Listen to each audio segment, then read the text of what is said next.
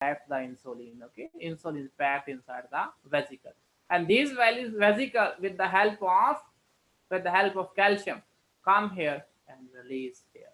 The insulin is out now. Along with insulin molecule, we also have C-shaped polypeptide. It's a C peptide. It's known as C peptide. C peptide. If one insulin come outside, one C peptide. Understand? One insulin, one C peptide. The C peptide, you can check the concentration of insulin inside the blood. How much insulin in the blood? How much insulin released? You just check the C peptide. Understand? So, what the clinical importance of C peptide? You can see how much insulin present in blood. Just check the level of C peptide. Okay, this is C peptide. This is how the insulin is released. Understand? If the ATP is low, if ATP low, glucose low, what happens? This potassium channel, ATP low. If ATP low, this potassium channel remain open. If this potassium channel remain open, then what happen? Hyperpolarization. Okay, hyperpolarization. If hyperpolarization, then this calcium channel close. This calcium channel close, then no release of insulin. Understand? Then no release of insulin. Now you see how the two drugs are working. Number one, sulfonylurea. Sulfonylurea. Another drug, maglitinides. Maglitinides. So these two groups, sulfonylurea and maglitinide, how they working? They directly go and block this channel. Understand? They directly go and block this ATP sensitive. They're blocking what? Potassium channel.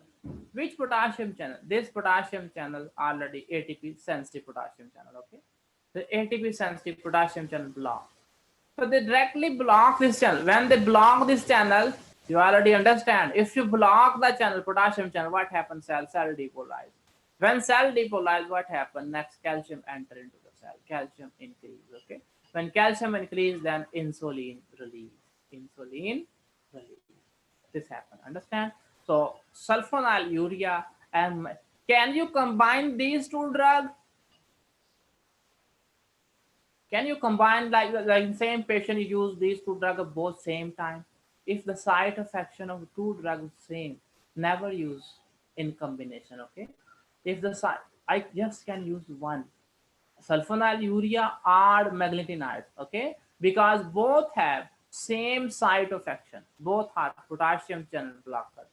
Never combine sulfonylurea with maglitinide. Never combine. Okay.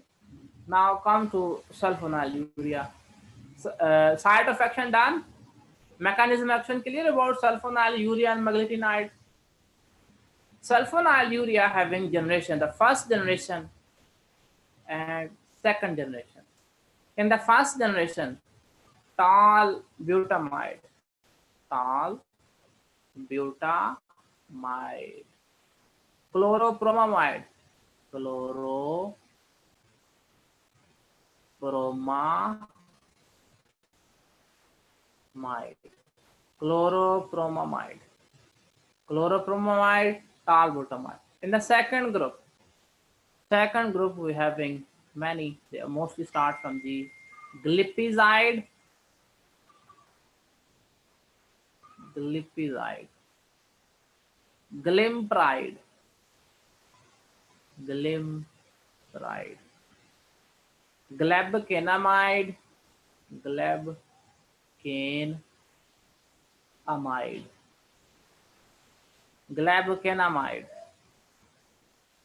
glaburide,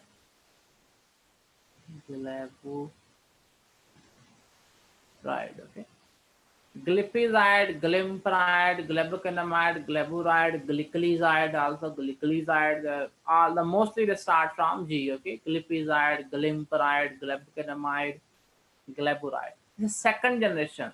These are sulfonylurea. These are sulfur drugs. So what they doing? These are sulfur drugs. Okay, these are all are sulfur drugs. The sulfur drug, what they're doing? They increase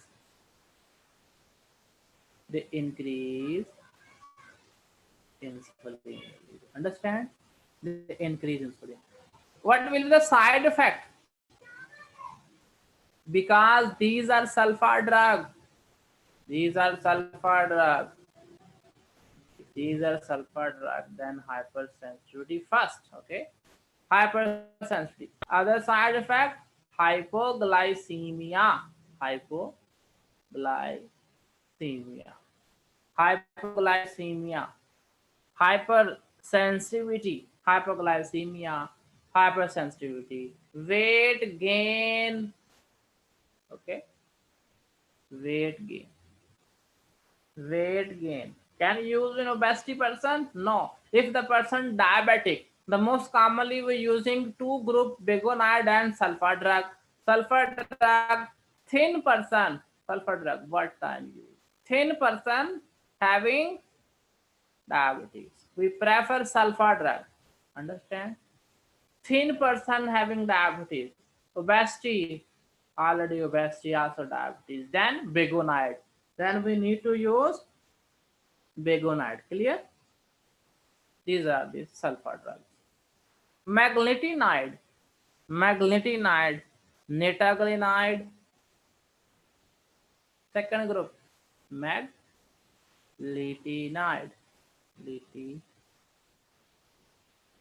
meglitinide.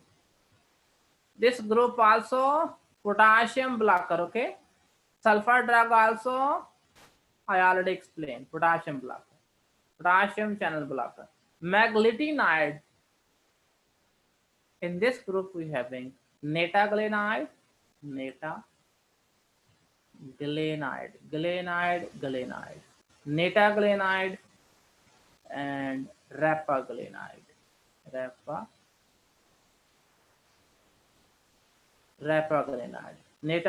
and rapaglinide. These are the nide, glenide. Okay, and these drugs side effects same: hypoglycemia, weight gain. Can you see one thing? All other drugs they causing what? They causing weight gain. Yeah. Begonide, weight loss. Clear? So okay, these two drugs, they're doing what? They help to release insulin. How they help to release insulin? They act on beta cells. Sulfur drug act on beta cell. Meglitinide act on beta cell. Where act? They block potassium channel. ATP sensitive potassium channel. Then cell depolarize, then calcium come inside, then release of insulin. Can you combine these two drugs? Combination glipizide, nitazoxanide combine? No. Okay. If the site of action is same, then we never combine these type of drugs. Understand? Sulfonylurea and meglitinide. Okay, now move on. The next thing. The two more group help to release the insulin. Okay. When you eat the food in stomach, okay, the GIT, duodenum and jejunum, they release some hormone. What hormone? Glycoproteins. They release what? Glycoprotein 1. Understand? This is a normal physiology. So this glycoprotein 1 normally produced by GIT. Understand? So this glycoprotein act on pancreas. Pancreas having beta cells, pancreas having alpha cells. This glycoprotein act on alpha cell. This glycoprotein also act on beta cells. Okay. What happened with the beta cell? In beta cell, this glycoprotein help to increase insulin. On alpha cell, decrease glucagon. This is normal physiology. This question I already asked from you in another lecture of pharmacology. And if you give oral glucose, more insulin release, or if you give IV glucose, intravenous glucose, more insulin release. Insulin more release when you give oral glucose, okay? When you give oral glucose.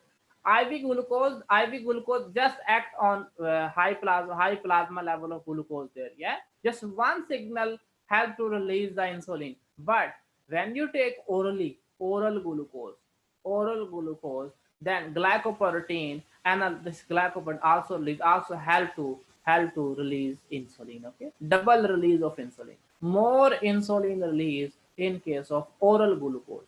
Then this glycoprotein present inside our body. I want to use drug similar to this glycoprotein, so that's why I'm using word here analog. Analog. The name of that drug is here incretin. This chemical here, incretin.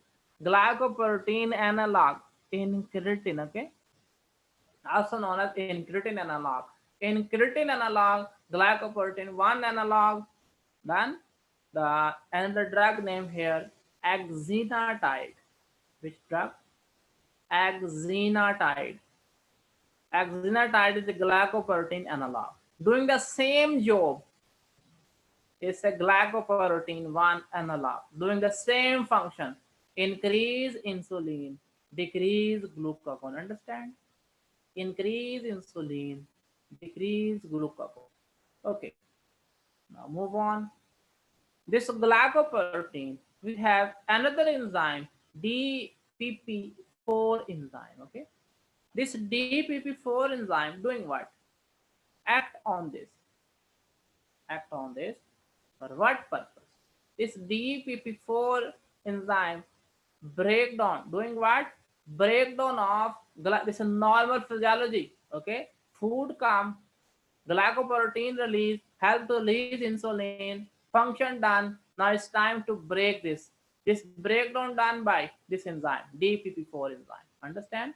DPP4 enzyme. This DPP4 enzyme break this glycoprotein. If you hold this enzyme, if you block this enzyme, DPP4 inhibitor.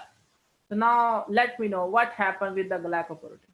This glycoprotein more now stay for longer duration. Okay, stay for longer duration and doing the same thing, increase insulin. So it means if you block this enzyme, so you can increase the half life, you can increase the life of the glycoprotein. So this glycoprotein help you more to release insulin. Okay, so DPP4 inhibitor, in this we having inhibitor here, gliptin family, gliptin family. Okay, one is sitagliptin, one is linagliptin, and one is saxagliptin. It's a gliptin. Okay, gliptin, gliptin, also gliptin. So these are the DPP4 inhibitors.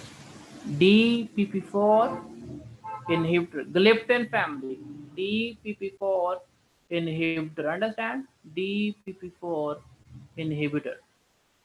The DPP4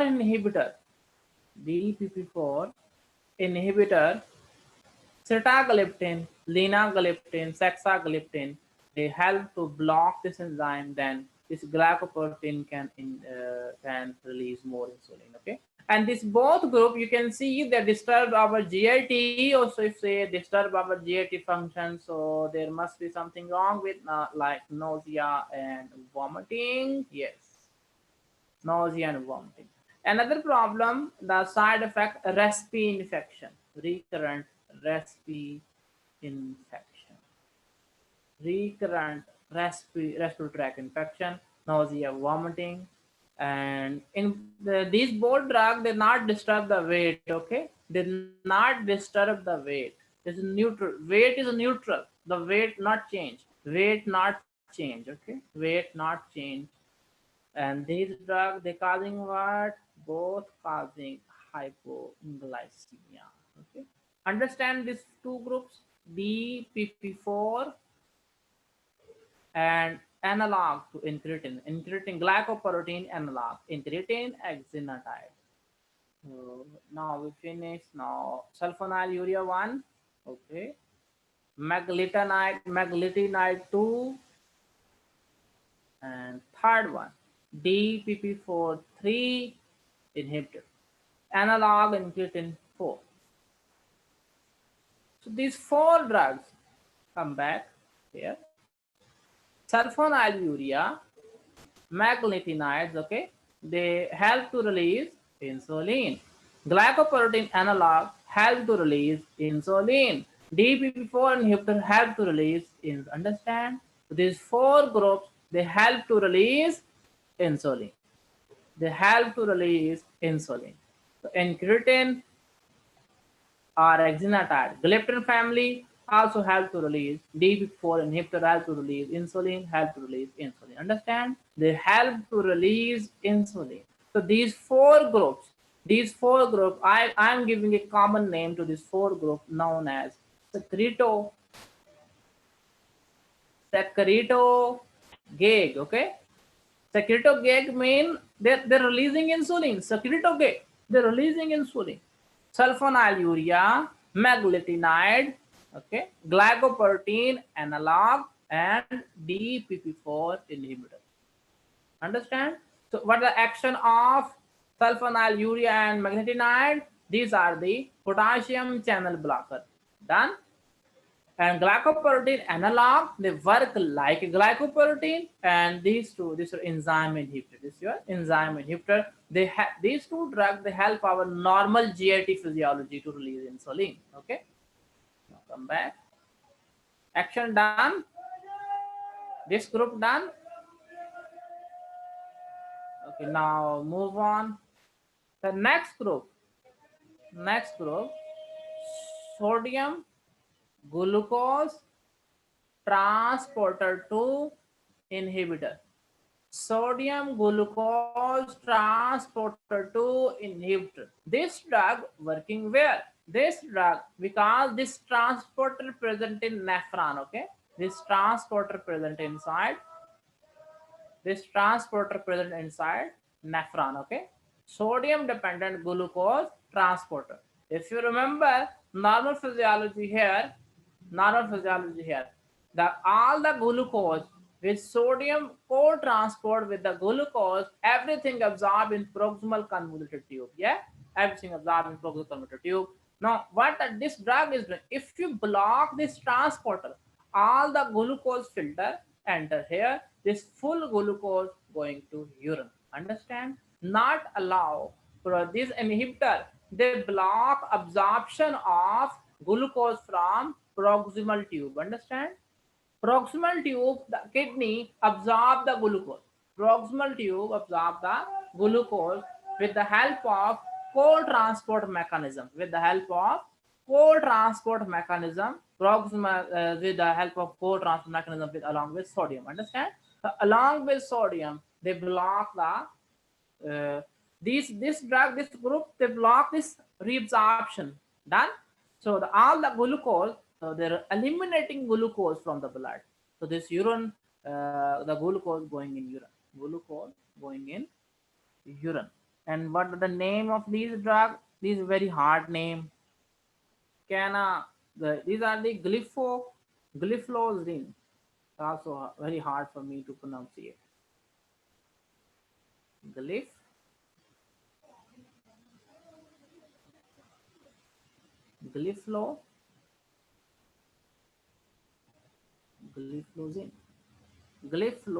Okay. One is gliflozin, another is gliflozin. Gliflozin. Okay. Gliflozin, one cana and one DAPA. And what are these? These are sodium glucose transporter type 2 inhibitor. They inhibit this transporter in proximal convoluted tube.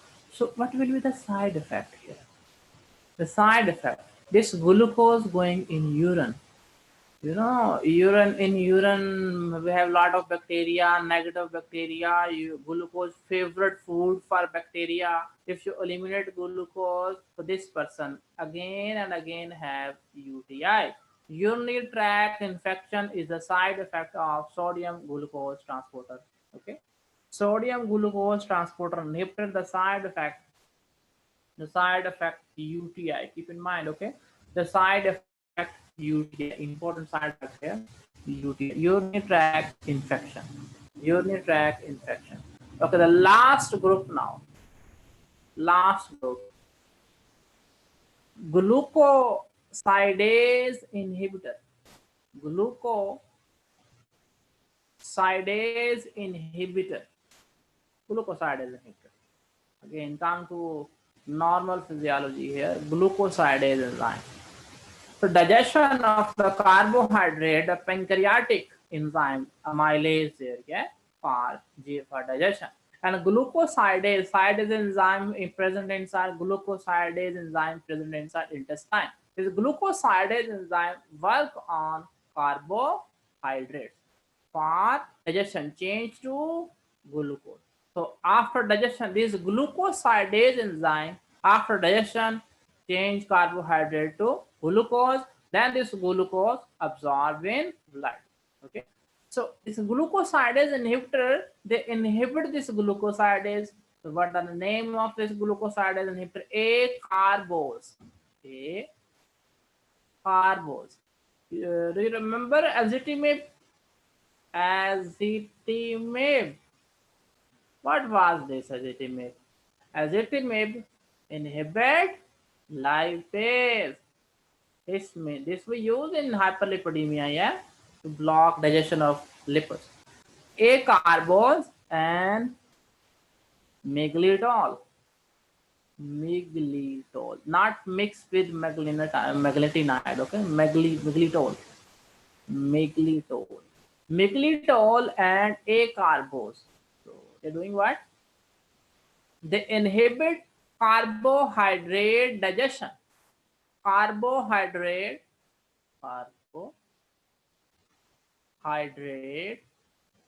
digestion. If you inhibit, okay, if you inhibit carbohydrate digestion, small intestine, what happens? This carbohydrate, this all carbohydrate going where? Carbohydrate going where? In large intestine. In large intestine, we having what? Lot of bacteria. Bacteria act on carbohydrate, produce carbon dioxide, produce hydrogen, lot of gases, yeah? Lot of gases. So the side effect of this, the patient, the issue, GIT upset, the important thing here, bloating. Oh, lot of gases in abdomen. GIT total disturb, okay? GIT upset, important thing here, bloating. The patient feel fullness in abdomen, have lot of gases inside the abdomen, okay? Bloating sensation. It's a bloating. Understand? Because carbohydrate not digest. If you remember about ezetimibe not allow the lipid digestion. This lipid going to feces, steatorrhea, yeah, steatorrhea, fatty stool. Here the carbohydrate is a favorite food for bacteria, not allowed to going out, but the carbohydrate digestion inside the large intestine produce a lot of gases. Okay, hydrogen gas, carbon dioxide gas. Okay, it lead to the feeling of bloating, heaviness inside the abdomen. Understand? Heaviness inside the abdomen. And the last one, another last one. Insulin comes from beta cell. Okay, 95% insulin, 5% beta cell produce another protein. This known as amylin. Which protein? Amylin. Okay, amylin. This protein, you can call this protein is a like a helper of insulin, doing the same function like insulin. Okay, insulin come from beta cell. Along with insulin we also have amylin. Okay, amylin work like insulin. Amylin work like insulin. Understand? So we have another group of drug here. They work like a myelin analog. You can add here group number here from here group number 9. A myelin analog. Okay, yeah, a myelin analog, only one drug, premalinitide. Premalinitide. Premalinitide. Incretin analog was exenatide. Here we use incretin analog, exenatide. Exenatide. Okay. Sodium, glucose transporter inhibitor, gliflozin. Gliflozin.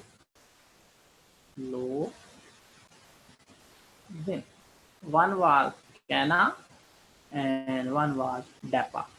Dapagliflozin and Canagliflozin. Glucosidase inhibitor, acarbose. Just now we finished. Acarbose, another miglitol. Acarbose inhibitor, miglitol. Side effect of this, UTI. Side effect of this will not understand. This last one, amyl analog, premalinide. So you can see there's a very big list of drugs here. Very big list. Bigonides, quick revision. Bigonide, the gold standard drug for starting therapy for diabetes. Bigonide is the very best therapy if any person have obesity. This is the listen here carefully. Another effect about metformin. Metformin is the only drug not causing hypoglycemia. All other drugs causing hypoglycemia. Okay, all other drugs, because they increase the release of insulin, they improve the resistance of insulin. The all other drugs they causing hypoglycemia, but the metformin, the safety edge is not causing hypoglycemia. Okay, because they can reduce the sugar to low level, yeah. So but the metformin not causing hypoglycemia. The important thing about metformin causing with side effect lactic acidosis. Glitazone side effect heart failure and edema. Heart failure and edema. Okay. Sulfonylurea and magnetite, these are two big groups I'll discuss here. Sulfonylurea, tolbutamide first generation, chloropromide and first generation, glipizide, glimepiride, glebacanamide, gliburide. Okay, glipizide, glimepiride, glebacanamide, gliburide. This is second generation sulfur drug. And the side effect, because these are sulfur, hypersensitivity, hypoglycemia, weight gain. Magnetides, weight gain. Again, hypoglycemia. Okay, netaglenide, rapaglenide. These both drugs, they have the same site of action on beta cells, potassium channel. These are the potassium channel blockers. Okay, they help to release insulin. And the two drugs here, they're working along with glycoprotein. One glycoprotein analog, exenatide and incretin. Another DPP4 inhibitor. And this drug help to block the breakdown of glycoprotein. That's your gliptin family: sitagliptin, linagliptin, and saxagliptin. Okay, so these, so we have the two drugs. They improve resistance. The four group there, they help to release insulin. Understand? They help to release insulin. You can see the big family. They try to release insulin. It means beta cells still working. So if beta, they act on beta cells. If you not have beta cell, if you not have beta cell, if you not have insulin, can you use metformin? Can you use sulfur drug? Can you use maglitinide? Clear? You can't use, because the beta cell is not there, insulin not there. How you can improve insulin resistance? How you can release insulin? Okay, so that's why for type 1 the preferable thing is insulin itself. We need insulin, direct therapy with insulin, okay? For type 2, beta cell pancreas is still there. Pancreas still there, but the pancreas producing little insulin, so we can help pancreas to produce extra insulin. Understand? We can help pancreas to produce extra insulin. If the insulin is not working, that function we can improve by using drugs like biguanide family and glitazone. They help to decrease the resistance. Okay, the one drug working on kidney remove extra glucose by blocking sodium glucose transporter 2 mechanism, okay, in proximal converter tube. So this drug just removing glucose. This you can apply in type 1 also. You can use in type 1 also. Why? Because have no concern with insulin. You can see here this one, sodium dependent glucose transporter, this drug. So you can use in type 1 also, to control the hyperglycemia. Why? Here is just elimination of extra glucose. Yeah, just have no concern with insulin resistance or insulin release.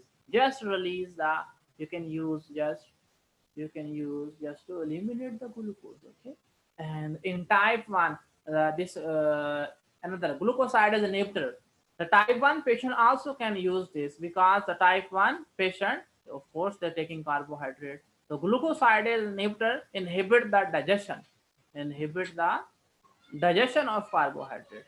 Okay, it's all about diabetes. The drugs related with diabetes. If you have any question, can ask later. Okay. Assalamu alaikum. See you tomorrow, inshallah. Tomorrow we will begin antibiotic. Okay. Antibiotic. Okay, sir. Inshallah, antibiotic. Our last section. Okay, Assalamu inshallah, sir. alaikum. See you tomorrow, inshallah. Okay, Allah Thank you, Hafiz. sir. Allah Hafiz. Thank you, sir.